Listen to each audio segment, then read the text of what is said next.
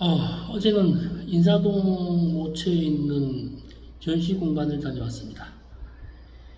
좀 추후에 저도 지금 갤러리와 어떤 위스키바 같은 것을 함께 할 수 있는 공간을 찾아보고 싶었는데 마침 좋은 공간이라 해서 보고 왔는데 좀 마음에 들더군요. 나중에 정식으로 오픈을 하게 되면 말씀드리겠습니다. 뭐 한 7월 중순쯤 되지 않을까 싶은데 잘 모르겠습니다. 하여간 뭐 바쁘게 살아온 것 같아요. 미술계에서 갤러리스트로 살아오면서 30년 가까이 바쁘게 살다가 보니까 놀아보자 했는데 한 30일 정도 지나고 있는데 영 노는 게 적응이 안 되고 있습니다. 아무것도 하지 않아야 백수라고 하는데 뭐 그러면서도 전시 기획하고 있죠, 원고 쓰고 있죠, 뭐 작업실 엿보기 하죠, 유튜브 촬영하죠. 이건 백수인지 천수인지 만수인지 도통 애매하게 그지 없습니다. 그럼에도 불구하고 백수라고 주장하고 있는 박정수입니다. 안녕하세요.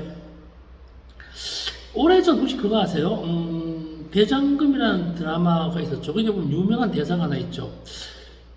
기억하시는 분은 기억하실지 모르겠습니다만 고기를 씹을 때 홍시 맛이 나는데 어찌 홍시라 생각했냐라고 하시면 그냥 홍시 맛이 나서 홍시라 했다. 뭐 이런 대사가 있죠.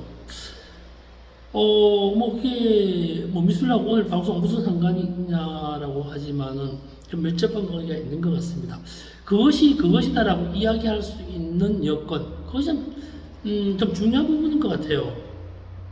오늘 이야기가요. 미술감상부 두 번째 시간으로 싫어도 싫다고 말하지 못하는 미술 감상이죠. 나 싫어라고 해야 되는데 이걸 도저히 말할 방법을 찾지 못하고 있습니다.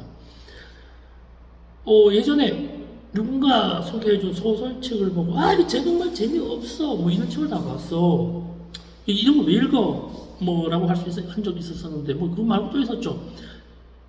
이런 음악을 왜 들어 수준 낮게라는 말도 합니다. 저도 뭐 싫어하는 장르가 있습니다만 친구들한테 그 얘기를 합니다. 나 이 음악이 싫어. 왜 그러냐면 가사가 중심이니까 싫어. 뭐 음악이라고 것도 곡하고 섞여 있는 게 좋아. 그래서 이런 종류 뭐 발라드나 이쪽이 좋아, 재즈가 좋아 이런 얘기를 합니다. 근데 미술 쪽에서도요, 노골적으로 공개적으로 이것도 작품이야? 라는 말은 참 쉽지 않습니다. 음악을 듣고 소설이나 만화를 보고 모형이나 영화를 보고 감상을 이런저런 이야기를 합니다. 와 재밌었어, 재미없었어, 주인공이 너무 예뻐, 못생겼어 등등등등 이런 감상 이야기를 하는데 그림을 보고 이야기를 하기가 참 어렵습니다. 끼리끼리 해가지고 뭐 이건 어떤 색깔이 어떠냐 이런 얘기 하긴 합니다. 좋다 나쁘다라고 한 자기 의사를 공개적으로 말하기 어렵다는 거죠.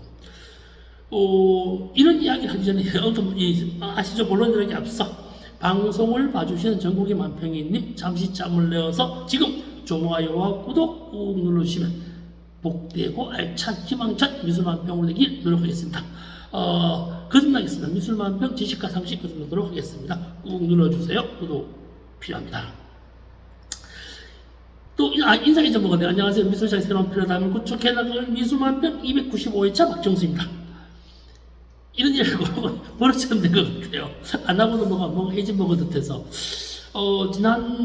지난주부터 미술 감상에 대해서 이야기를 하고 있는데요. 아무리 생각해봐도 이게 미술 감상을 잘 할 수 있는 사회적 형편은 아닌 것 같습니다. 여러 가지 이유가 있겠죠. 이를 못하는 데에는 전시글도 감상하는데 저의 요인 중에 하나인 것 같습니다. 뭐 이건 지금 제가 글 쓴다는 전시글 쓴다는 게요, 미학자나 평론가 뭐 이런 비평가 이야기가 아닙니다. 단순하게 제 경우만 보더라도 글을 의뢰하는 화가에게 돈을 받고 글을 쓰기 때문에 비난이나 지적질하기가 너무 힘듭니다. 못하게 됩니다. 이게 의뢰하시는 분들 그래요. 자기는 자기 작품에 대해서 나쁜 이야기를 충분히 들을 준비가 되어 있다. 안 좋은 이야기를 써도 괜찮다. 나는 그것을 듣기 위해서 글을 의뢰했다. 라는 이야기를 많이들 하십니다. 그런데 말입니다. 정말 안 좋은 이야기 하잖아요. 다음부터 절대 원고 들어오지 않습니다. 아님으로 이야기되면요, 듣는 사람이 열받습니다. 그래서 그것도 조심스럽게 이야기해야 된다는 것이죠. 예를 들어가지고 평론가나 비평가님들에게 국가나 기관에서 비용을 지불하면서 한 편 쓸 때마다 어떻게 이 사례가 들어간다면요. 우리나라 미술력 상당히 많이 발전할 것 같습니다. 얼마나 좋아요. 이러저러한 이야기들이 있습니다. 그를 의뢰한 예술가가 비용을 책임지는데 어떻게 할 수가 있어요. 여기에다가 이제 미술시장 이야기를 하면요. 미술품을 사고 판다는 미술시장에 개입되면 싫고 좋고의 문제가 거론되기 정말 힘겨워집니다. 뭐 다 그런 건 아니지만요. 현재는 팔면 장땡 시대가 돼버렸어요. 팔면 끝이잖아요. 좋고 나쁨이 어디 있습니까? 팔리면 끝이죠. 팔면 좋은 작품이 돼버린 시대가 돼버렸습니다. 좀 화나긴 합니다. 아무리 생각해봐도 이건 아닌 것 같아요. 뭐 이게 좀 서로 간의 위치와 관계에서 익숙함과 덜 익숙함, 불편함에 대한 이야기를 해야 되는데 그냥 우선 걸어놓고 팔면 좋은 그림이 되고 갤러리스트나 딜러들도 그것이 좋다 나쁘다에 대한 이야기를 하지 않아요. 우선 팔리니까 좋으니까 참 이게 제가 어떻게 말씀드리기가 참 어렵습니다. 불편합니다. 이거는요. 글 쓰는 이들만의 고민도 아니고 딜러들만의 고민도 아닙니다. 그림 파는 사람들, 갤러리스트의 고민들은 한층 더 심각합니다. 처음 그냥 갤러리 오픈하면서 전시장 대관하면서 그림 팔면 되지 뭐 했던 초보 갤러리스트는 차치합니다. 그분들 말고요. 작품에 대한 자기 의지가 있는 분들은 정말로 심각합니다. 예술 작품에 대한 자기가 의지가 있음에도 그림을 팔아야 생존하는 현실에 부딪히면 어찌할 바를 모릅니다. 시장의 구조와 예술 작품에 대한 부분을 알기 때문에 대중이 선호하는 그림을 팔 것인가, 일반 시민을 대상으로 설득이 가능한 예술품을 팔 것인가. 대중 선호도와는 좀 멀어져 있지만 컬렉터나 미술 애호인을 대상으로 한 예술을 팔 것인가. 아니면 사회적 이미 인정된 예술 작품을 팔 것인가. 뭐 이런 고민들이 상당히 심각합니다.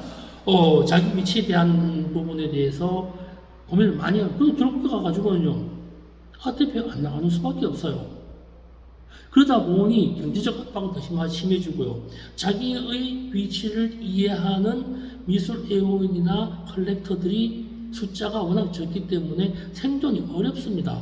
이게 이러지도 못하고 저러지도 못하는 참 애매모호한 수준의 우리나라 미술 시장인 것 같습니다. 뭐 이런 얘기들은요 다른 장르랑 비슷한 것 같아요. 근데 문제는요 미술을 제외한 다른 여타의 장르에는 예술에는요 거기에 속한 예술가나 관계자 스스로가 입장을 밝히고 있습니다. 간단하잖아요. 대중가수, 재즈가수, 성악가, 오페라 가수 등들 자기의 위치에 대해서 아니면 트로트 가수, 발라드 가수 이렇게 얘기를 합니다. 상황에 따라, 입장에 따라, 발표하는 곡에 따라 선명하게 이야기를 합니다. 영국도 그러잖아요. 연극 배우와 영화 배우, 희극 배우와 드라마 같은 탤런트도 구분하고 있잖아요. 어느 쪽이 더 중요한 예술가고 어느 쪽이 더 나은 예술이라는 얘기는 하지 않습니다. 악기의 특성이 다르니까요. 그래서 제가 오늘 드리는 말씀이 여기에 있습니다. 미술을 제외한 여타의 예술에는 좋다, 싫다 혹은 내 취향은 이러이러하다 이야기를 합니다. 미술은 왜 이런 이야기를 하기가 껄끄러울까요? 어려울까요? 그러면서 이런저런 이야기를 하면서요. 오늘 방송의 결론을 내보고자 합니다. 싫어도 싫다고 겉으로 낼 수 없는 현실이지만 이것을 지속적으로 가기에는 우리나라 미술시장은 편협해진다. 그래서 달라져야 한다. 그럼에도 불구하고 현재의 시장은 항통속이다. 점차 발전하는 부분은 보입니다. 올해 2024년 들어서 점차적으로 올봄에 있었죠. 관악미술제에 대한 성격이 선명해지기 시작했고요. 올 10월달에 있잖아요. 키아프 아무나 참여 못합니다. 자기 세계를 명확히 드러낼 것 같습니다. 그리고 또 있습니다. 우리나라의 나무, 난립, 온갖 종류의 그건 200여 개에 달하는 온갖 아트페어 이름 붙어있는 잡다한 미술시장 여기에 대해서도 서서히 분리와 분파가 형성되는 조짐이 보이기 시작합니다. 다른 말로 하면요. 어느 쪽에서 팔리는데 어느 쪽은 팔리지 않는다. 이야기가 나오게 되면요, 팔리는 부분에 대한 주치자는요, 더 집중적으로 왜 팔리는가에 대해서 연구를 하면서요, 그쪽 부분을 갈 수밖에 없습니다. 대중선호적인 부분에 대한 것들은요, 그쪽으로 더 심각하게 갈 것이고요, 아니었던 부분, 이쪽 부분이 팔렸다면 그쪽으로 갈 것이고요, 이런 분리가 분명히 될 것으로 보여집니다.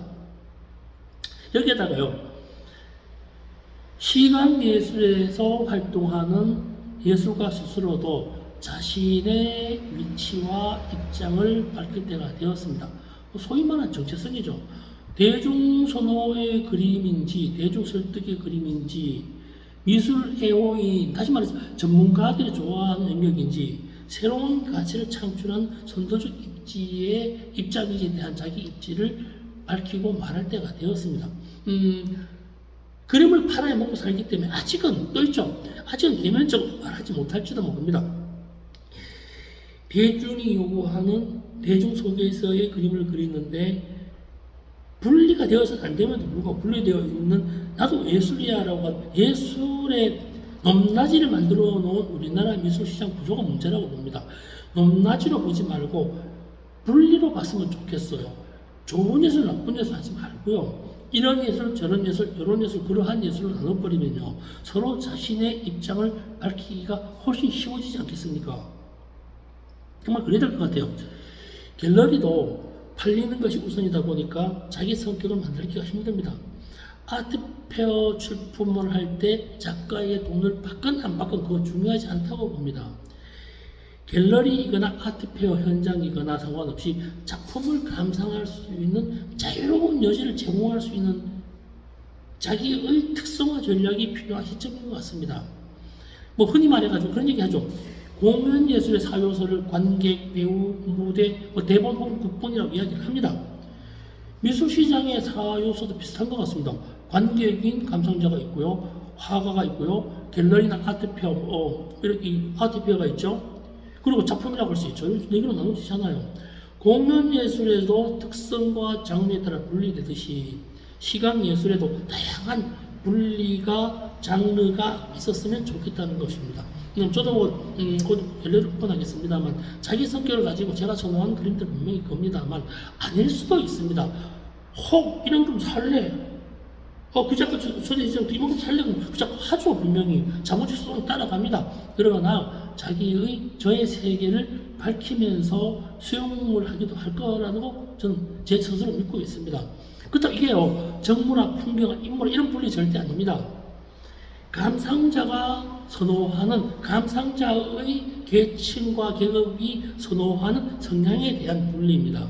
감상자는요, 계층과 계급이 있다 할지 모르지만 예술 작품에 있어서는요, 계층과 계급을 하지 말고 분류, 평분류가 되었으면 좋겠다는 것이 제 생각입니다.